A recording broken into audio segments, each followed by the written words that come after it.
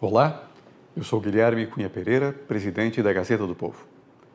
Meus caros, o Senado brasileiro está diante de uma de suas responsabilidades mais graves: avaliar a indicação de um novo ministro para o Supremo Tribunal Federal.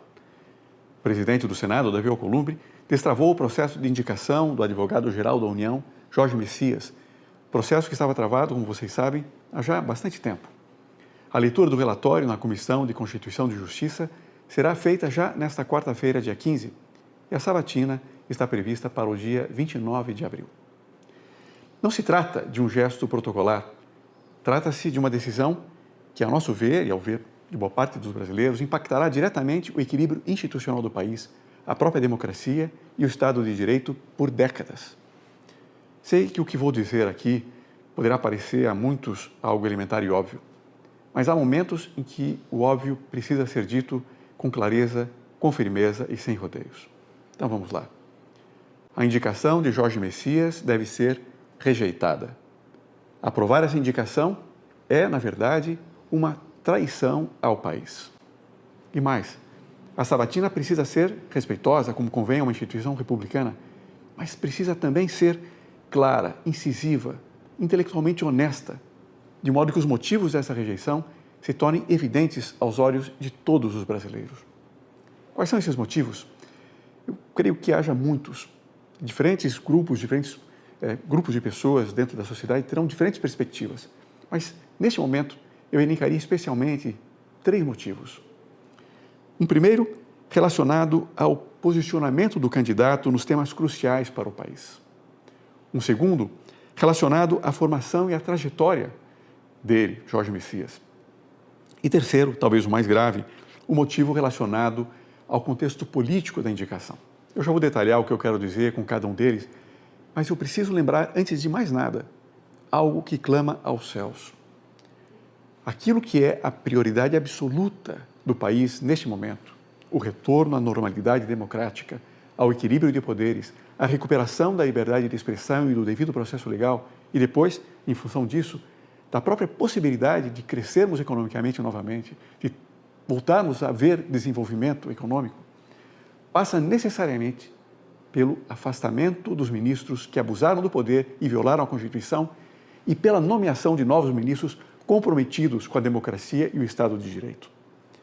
Já é grave a omissão do Senado, em especial do senador Davi Alcolumbre, de não pautar nenhum dos pedidos de impeachment protocolados no Congresso. Agora, aprovar um nome que não tenha sintonia e compromisso com a pauta prioritária do país é pura e simplesmente cumplicidade com a ruptura institucional. Só por desencargo de consciência, porque a nosso ver se trata de verdades amplamente conhecidas e não controversas, vamos repassar, sim, rapidamente, esses 3 motivos que eu apontei antes e que impõem a desaprovação do Jorge Messias como ministro da nossa Corte Suprema. Então, em primeiro lugar, o motivo relacionado ao posicionamento do candidato. Em temas fundamentais, nesses temas que, por assim dizer, tocam o núcleo da ordem constitucional e da própria ideia de justiça, como o equilíbrio entre os poderes, o devido processo legal, a liberdade de expressão, para ficar nessa tríade tão fundamental, nem bastaria a ausência de declarações problemáticas. Seria fundamental clareza, firmeza. Eu poderia dizer que o país inteiro deseja compromisso público e inequívoco.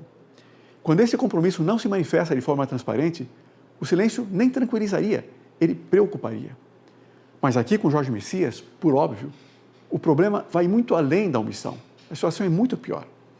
Além de não se ouvir nenhuma crítica aos excessos dos tribunais superiores nos últimos anos, o candidato é parte integrante e tem participação ativa no atual modelo disfuncional que o país vive, em especial iniciativas estatais voltadas para a repressão da liberdade de expressão, por exemplo, ao monitoramento e à repressão de conteúdos sob o rótulo de desinformação.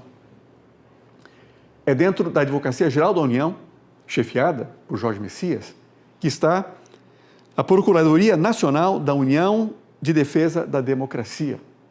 Este órgão recentemente criado, que a gente poderia designar por Ministério da Verdade, que une, por assim dizer, o governo Lula e o Supremo nessa ânsia, nessa voracidade repressora. Essa procuradoria já perseguiu jornalistas e processou a produtora Brasil Paralelo por causa do documentário sobre a Maria da Penha. Messias também é um defensor da chamada regulação das mídias sociais, que vocês bem sabem que é um eufemismo para a censura, para a autocensura na internet.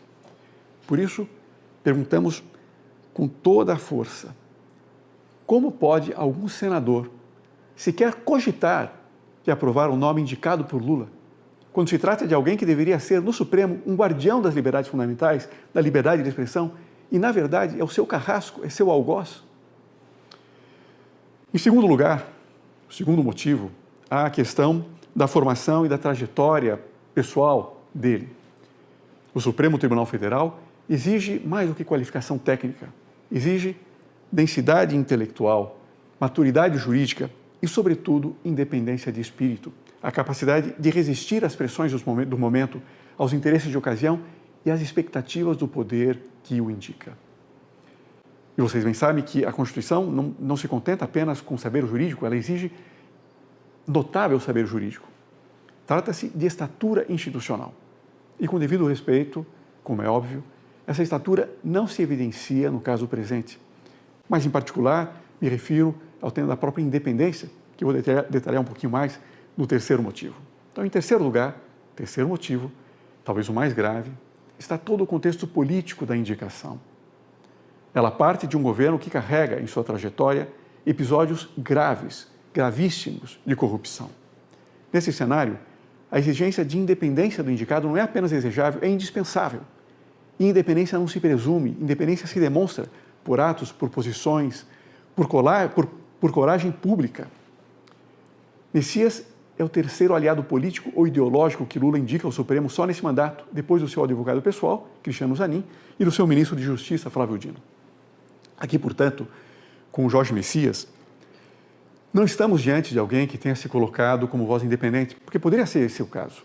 O presidente poderia, até por precaução, indicar alguém independente ou que tenha se mostrado aparentemente independente. Mas não é disso que se trata.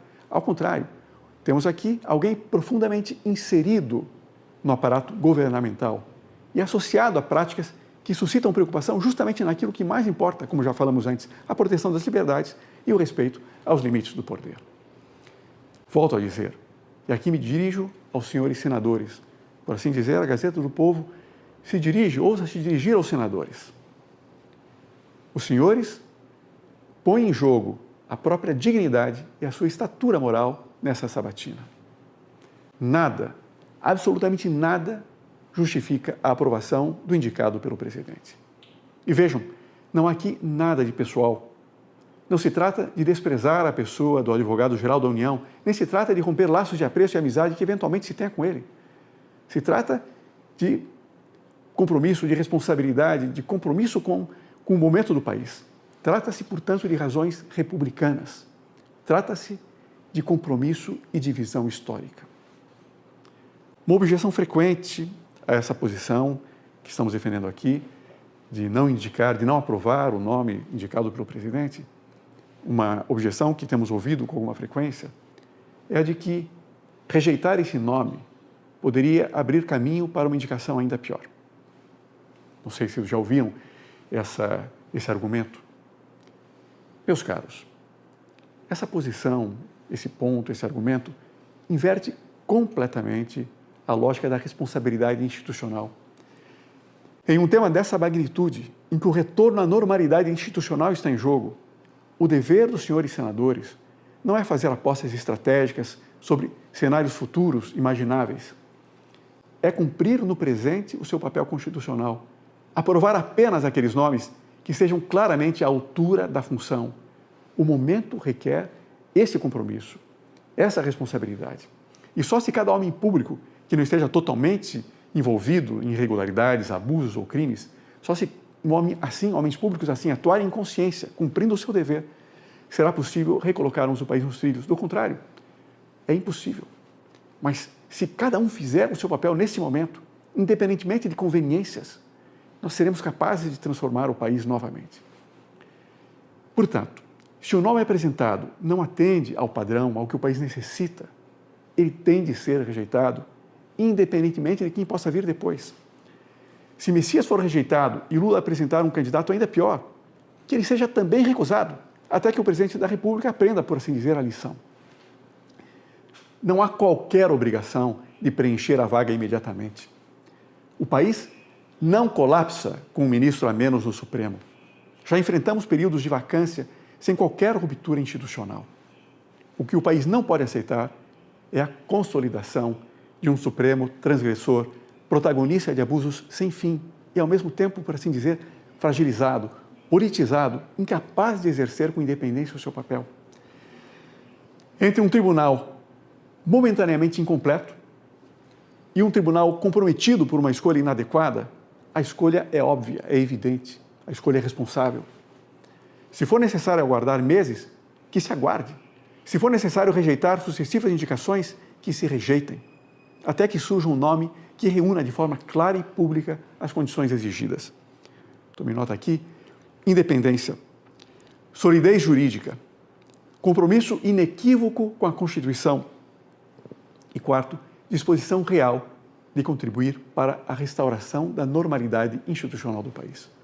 Porque, no fim, é disso que se trata. Não é questão de um nome, nem de um governo, mas do futuro das nossas instituições. E essa é uma responsabilidade em que o Senado não pode, de maneira nenhuma, defraudar, decepcionar cada um de vocês e nós, o Brasil e os brasileiros. Muito obrigado.